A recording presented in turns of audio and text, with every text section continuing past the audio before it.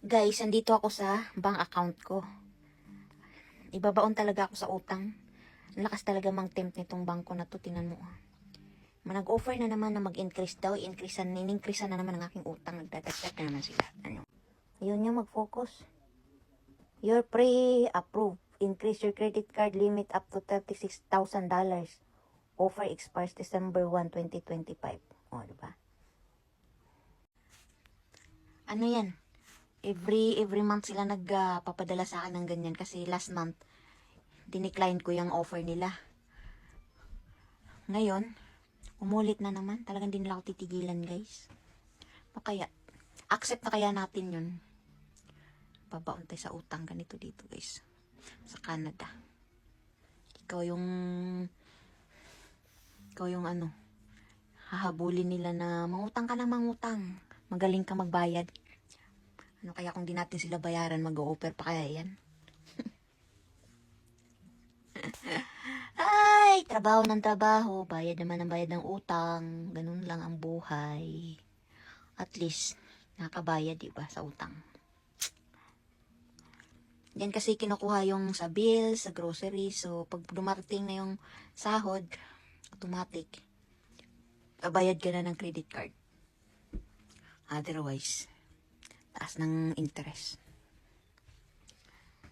Ay, nako. Yan yung investment natin dito. Sa abroad. Ang mangutang ng mangutang, magpalaki ng utang. Ano? I'm vlogging! Pa-vlog ako eh.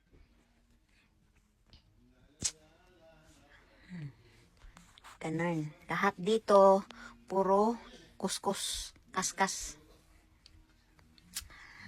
Mukha lang mayaman pero puro utang. Cellphone, utang. So, tawang-tawa ko dahil yung kaibigan ko, sabi niya, ito ganito palang Canada.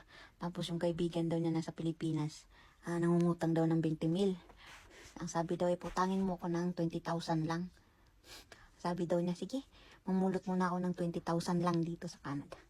Ila lang. 20,000 lang. Saan ka makakita nandito? Kung di ka magkayod ka lang. Ay, Diyos ko.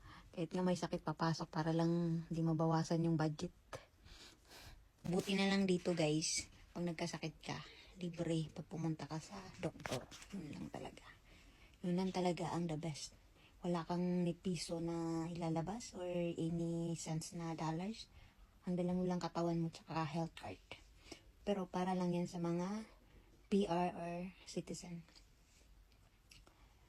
Pagka wala ka namang papel din dito, kawawa din. Kasi galing din sa bulsa mo ang ibabayad mo. Kung wala kang trabaho, hindi ka employed, wala kang health card. Tama. Yun lang. See you sa next vlog. Follow and share. Comment down below.